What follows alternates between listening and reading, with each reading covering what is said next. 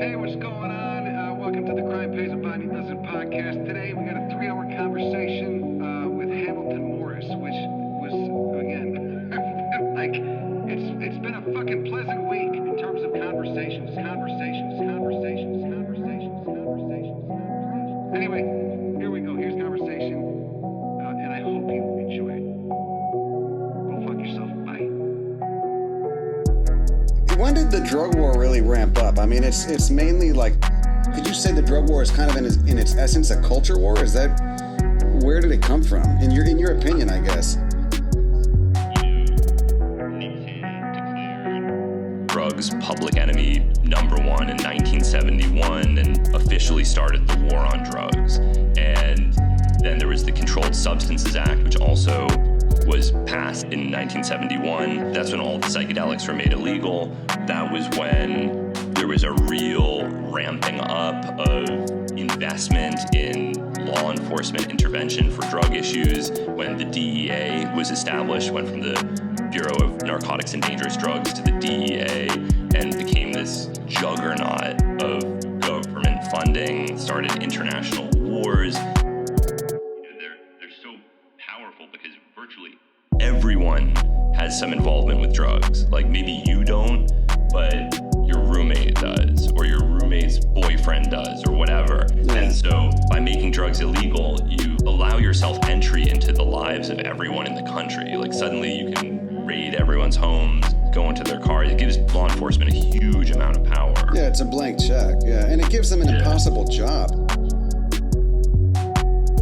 And not only that, but in a way, it kind of discourages responsible use by consenting adults, because now you've made everything taboo, which has made it all the more desirable to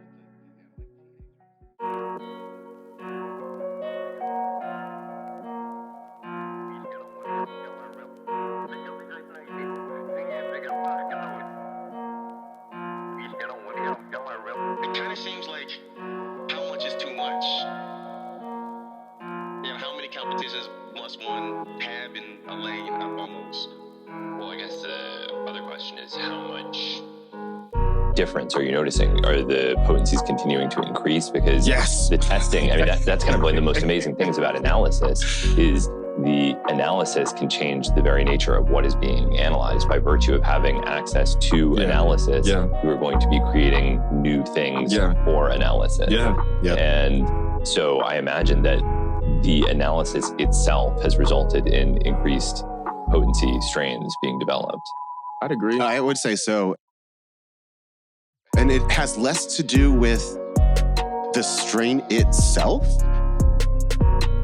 and more to do with the supporting of the strain. So it's like the three major factors that go into a potent mushroom are how you cultivate it, its genetics, and then furthermore, how you're treating it as you're afterwards. So you've harvested it. Are you air drying it? Are you freeze drying it? So those are the three major factors. And they can get more nuanced in there. Like, as far as cultivation, the three dials are air exchange, temperature, and light. And honestly, a lot of people are doing that light part incorrectly.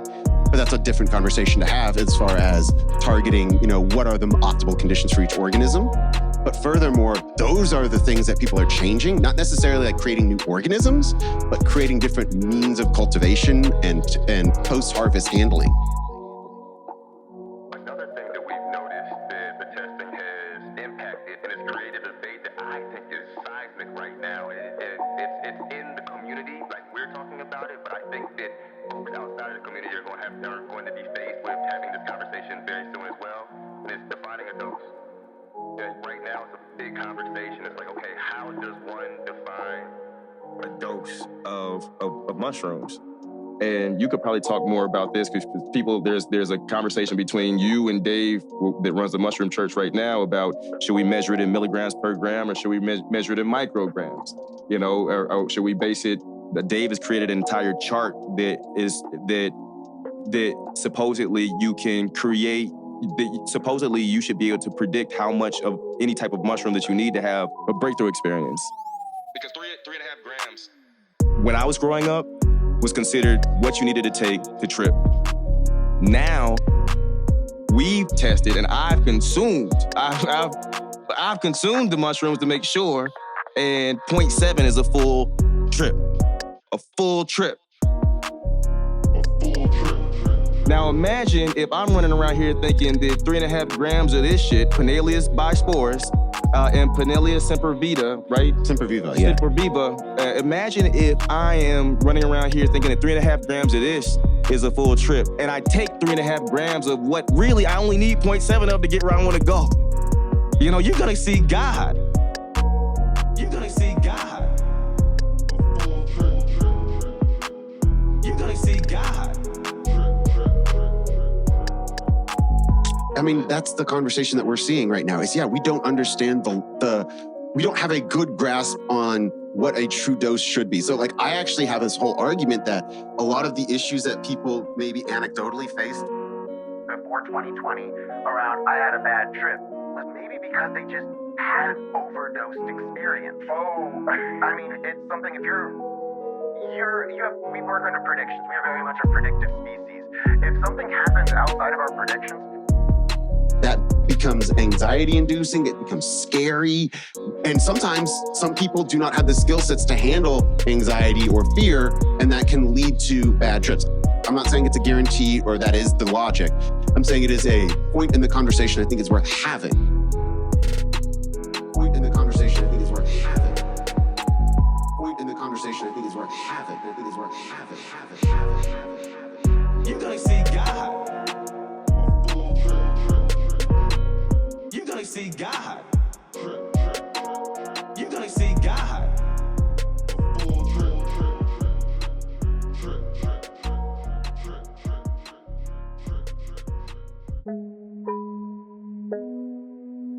I hope everyone is sitting down.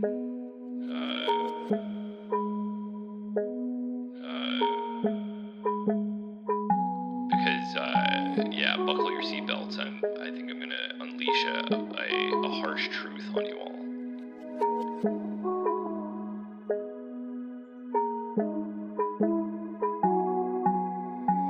To the best of my understanding, the reason that this is happening is because none of this makes sense. And because they can get away with it. In 2012, who stood up for 2CH? I didn't. Anyone listening to this, I'm going to go out on a limb and say you probably didn't either. They slid it in. No one objected. They got away with it. No one objected. They got away with it. No one objected. They got away with it. No one objected. They got away with it. They got away with it. They got away with it. Sense. And they got away with it. Because they can get away with it. They slid it in. No one objected. They got away with it. And that's immensely obnoxious.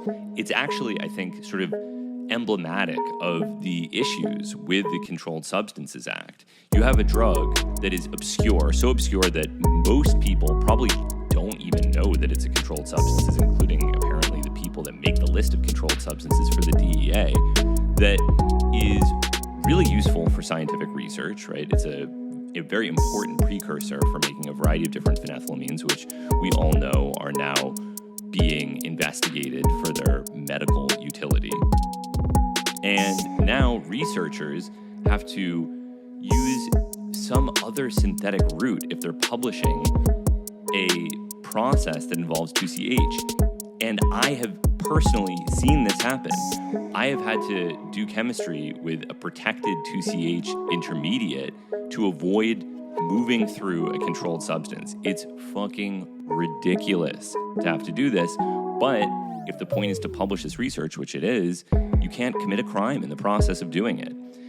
And the other reason that this is really ridiculous, sorry, I'm just pointing out that it's ridiculous more than I am really answering your question, but the other reason that this is ridiculous is that in 1988, there was something called the Chemical Diversion and Trafficking Act. And this was the system where a number of different precursor chemicals were placed on a special list. There's list 1 chemicals and list 2 chemicals, sort of analogous to the schedules. But in this instance, the lists are used to identify chemicals of concern for regulation by chemical supply companies. If large quantities of a List 1 chemical are sold, it is the legal responsibility of a chemical supply company to report that to the DEA. So they already have this in place. They already have a way of regulating these chemicals. Why did they just randomly put 2 aryl cyclohexylamine precursors, 1 amphetamine precursor, and 2 psychedelic precursors in with the rest of the controlled substances? And my guess is just because they could get away with it, because people didn't object. And that's why it's so important not only to keep tabs on everything that the DEA is doing, but to stand up against them when they do things like this. Because you might think, oh yeah, 2CH, who cares, right? Why would I care about the placement of 2CH in Schedule 1? But somewhere down the line, some scientists might be working on a treatment for depression or Parkinson's disease, and they might think, maybe I won't make that compound because I have to go through that whole thing and I have to add some synthetic steps to protect and deprotect, and what a nightmare. Maybe I'll just do something else, right? It's a real hassle. And of course, you could even accidentally break the law because this is so convoluted that even people like me that spend absolutely insane amounts of time reviewing the Controlled Substances Act and the list of controlled substances are often surprised. The reason that this is happening is because none of this makes sense, and because they can get away with it.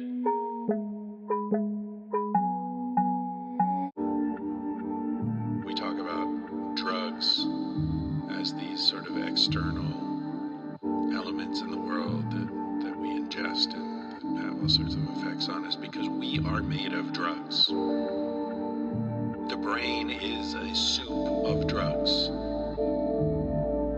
So the idea that we're taking drugs and that has these effects on us is really interesting because we are in fact drugs. It's kind of like pouring water into a river. It's not pouring water onto a desert. We are swimming with drugs. We are flowing with drugs.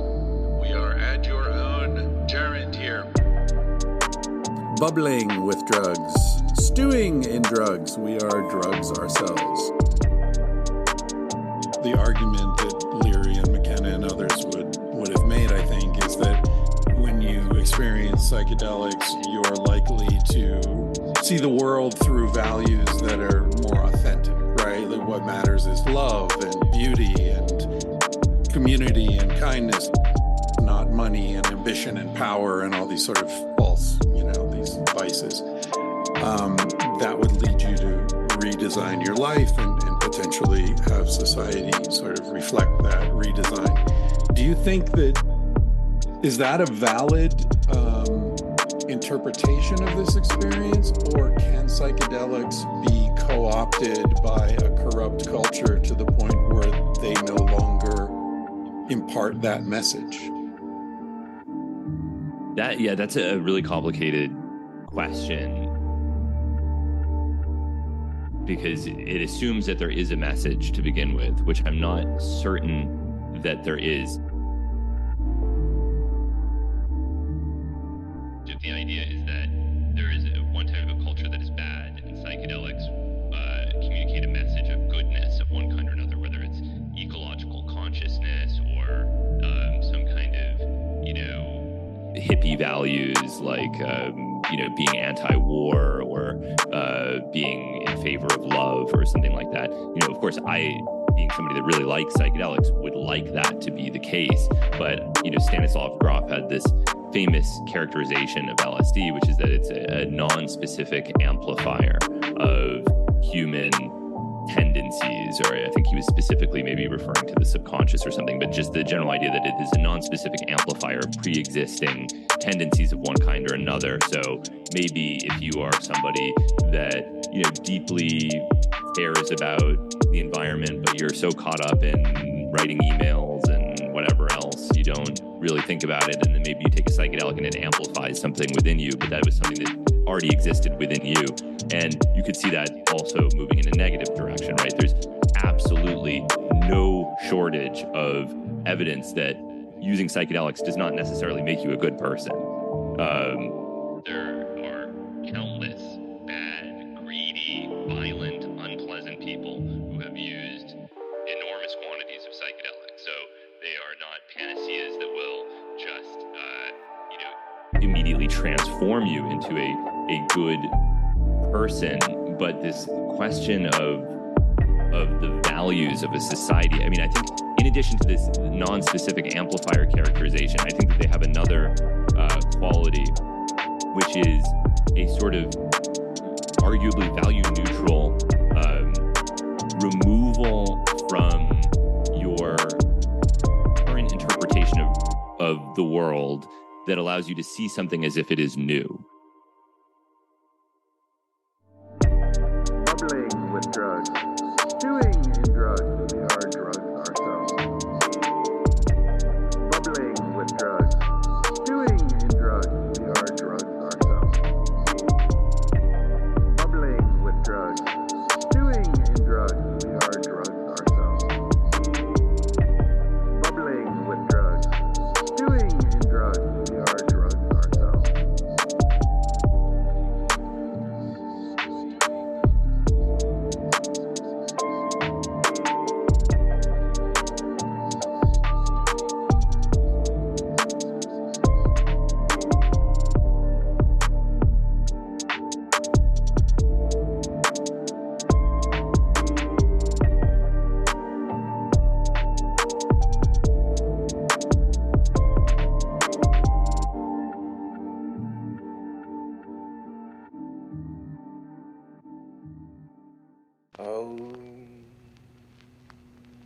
Demons, be gone! Be gone, demons. Be gone! Leave this studio! Leave this planet.